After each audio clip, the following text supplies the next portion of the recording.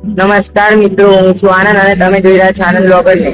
તો આજે આપણે જઈશું અમદાવાદ થી ગિરનાર 2 દિવસની મુસાફરી થઈ રહ્યા છે. કાલપુર સ્ટેશન જેવા કાલપુર સ્ટેશન પહોંચ્યા પછી ચા પીધી અને પછી અમે ટિકિટ લઈને પ્લેટફોર્મ નંબર 3 પર આવી ગયા. 10:10 સૌરાષ્ટ્ર જનતા એક્સપ્રેસ જુનાગઢ જંકશન જવા માટે આવશે. અમે ચા પીધી અને 3 વાગે સ્ટેશને કાલપુર સ્ટેશન પહોંચ્યા.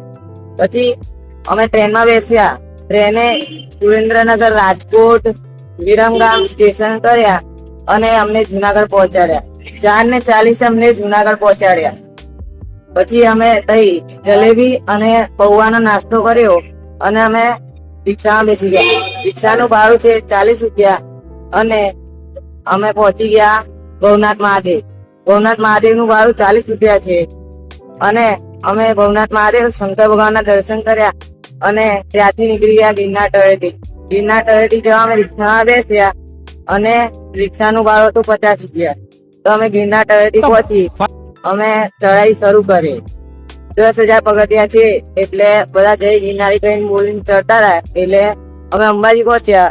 પીધી લીંબુ સોડા પીધી અને અઢી કલાકમાં અમે ગુરુદત્ત શિખર પહોંચી.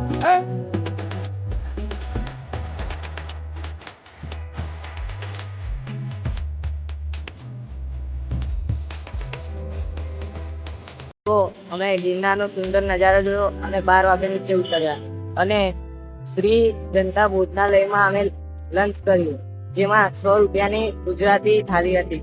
અને પછી અમે ભવનાથ મહાદેવની ધર્મશાળામાં રાતે 200 રૂપિયા પર નાઇટ સ્ટે કર્યું અને સવારે ભવનાથ મહાદેવ મંદિરની આરતીમાં જોડાયા અને પછી અમે બેગ પેક કરીને જુનાગઢ જંકશન જવા નીકળ્યા રિક્ષામાં.